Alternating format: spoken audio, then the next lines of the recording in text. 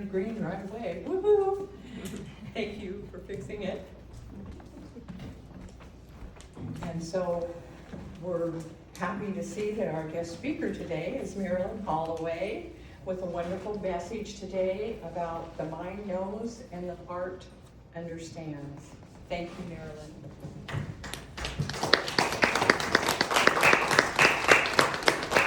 Good morning, everyone. Good morning. So our word for today is understanding. And this took me down a linguistic rabbit hole, but I'll get there in a minute because I want to tie this in with our daily word for today, which was interdependence. And I think these two really fit together quite well, because when we understand, we start to recognize how much we are interdependent and how much we are each part of the other.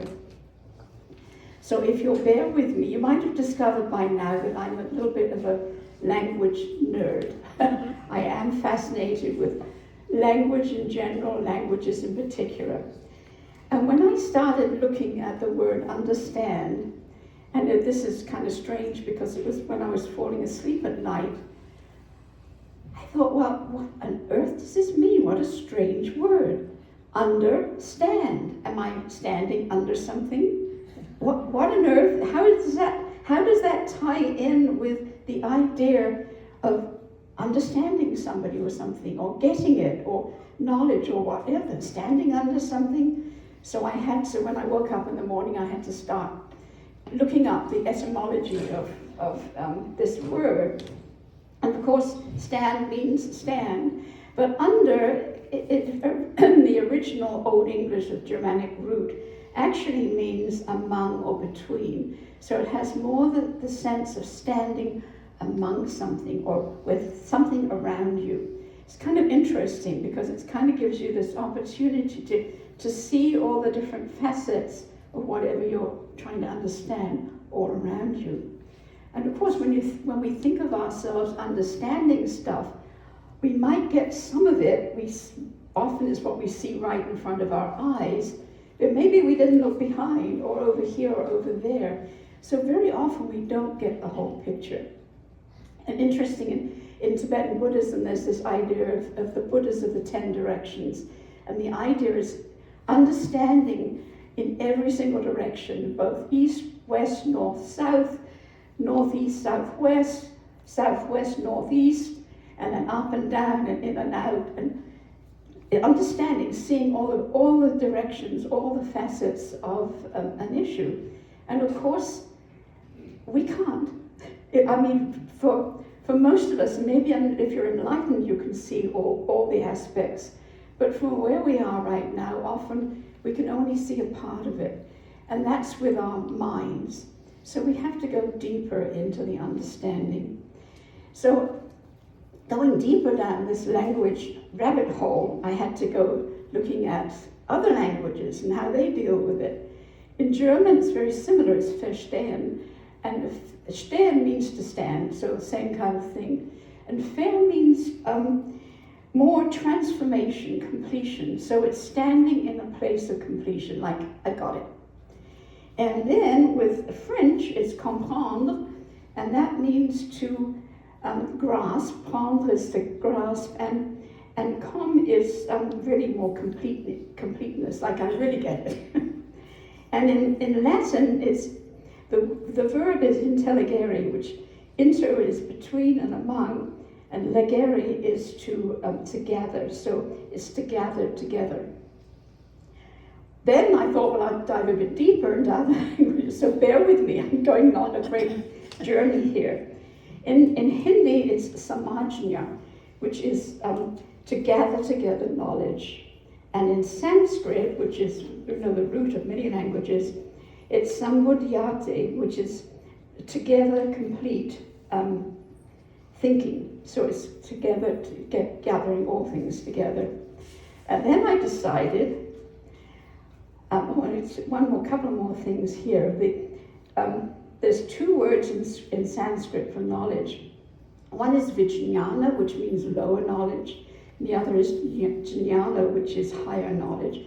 And that's a little cue here, because I think we can all grasp lower knowledge with our minds, with our intellect, with our brains, but often the higher knowledge is something we have to get with the heart. So that, I think some of this linguistic stuff will take us there. So having dived into quite a few languages of Indo-European root, I thought, well, let's find out what a totally different language has to say. And I thought, well, let's try Mandarin Chinese, which I don't speak. I know 2 words. One is hello, ni hao, one is thank you, shi shi. So that's it. But anyway, I looked it up, and there's several words. One is dong, which has the sense of heart and feeling and understanding. The next one is mingbai, which is clear and white. It's like the idea of a light bulb going on. It's clear and it's white. And then there's liao jue, which is combined of liao, which is to finish, and jue is to untie. And then li jue, which is untying. So there's several different ideas here. Part of it is untying an idea. It's like we look at something, we're trying to understand it, we take it to pieces. Kind of more scientific. We dissect it. And then maybe we get a mingbai moment. It's like, wow, the light bulb's gone on. We get it. And then I went to Tibetan, and there's several here. Goba, which is a general meaning, I get it. Tongpa, which is to realize, which is to get it more deeply. And then Rikpa, which is the highest level of understanding. It's understanding on a non-dual level. It's a non-dual awareness. And interestingly, that ties in with a Tibetan meditation practice called Dzogchen, which is actually even going beyond meditation. It's resting in the mind is seen as pure, clear awareness, or at least our own beings are pure, clear awareness. And it's learning to sit in that pure, clear awareness without any getting into all the stuff. It's like just recognizing that being. Kind of difficult to explain it. Of course, part of the idea of Dzogchen is like it's effortless, which of course is not quite, because it takes many years for somebody to learn how to sit in non-dual awareness and clear understanding of that clarity of our being.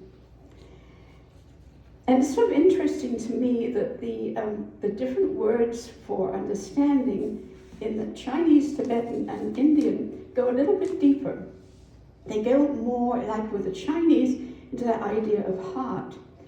And if you ask a Tibetan, where is your mind, would say our mind's up here, a Tibetan will touch their heart, which is interesting because, and it seems it's the same in Chinese, mind is heart. So it takes us a little bit deeper. And then you go into the Indian idea that jnana is that deeper knowledge. It's not the knowledge of the head. It's not the everyday knowledge. It's going deeper within. And then the Chinese idea of this light bulb going on. And I had this is many years ago, it was actually on the 4th of July. I was in Hawaii, I was in Honolulu, and with some friends celebrating. And I think they're not doing this so much anymore because of the air pollution that was happening, and they had some big fires as well. But they'd string up long strings of firecrackers from the lampposts, and they're setting them all off. And I, maybe from growing up in World War II and things going on, do not like loud noises. But I thought, I'm out here with some friends, and I said to myself, just let go and celebrate. And as I told myself this, like, whoa, it's kind of like I felt a light in the heart space open up just like that. And this, for at least that space of time, I was able to be there with all that noise and commotion and just celebrate with friends. So it was taking me to a deeper place of understanding. And then let's get back to just simple understanding again. And very often in an everyday sense, we use that word quite glibly. Yes, I understand. And sometimes it's misused. It's like, do you understand? It has a little threat in it. And sometimes you talk about people having an understanding. And often there's a misuse there. It's kind of like, there's something not quite kosher going on here. It's like, I do this for you, I'll turn my, I won't see this happening for, that you're doing X if you do something Y for me. It's like a little bit iffy there. So we misuse the word a lot. And we kind of fling it around without going deeper with it. And of course, when you think of Italian-American movies, capiche, do you get it? And there's that threat there as well. But let's go deeper to a higher level. So in order to really truly understand others, because I think what we're talking about here is understanding others, to go deeper, to recognize our unity, we first have to understand ourselves. It's kind of like the idea of, in order to love someone else, we really need to love ourselves. Because all the time we are in judgment of ourselves, we're very likely projecting that judgment on others. And we do this in many, many ways. And in fact, a lot of the time, we're projecting judgment and other things on other people, and we're getting it back from them. So there's this shadow thing passing back and forth.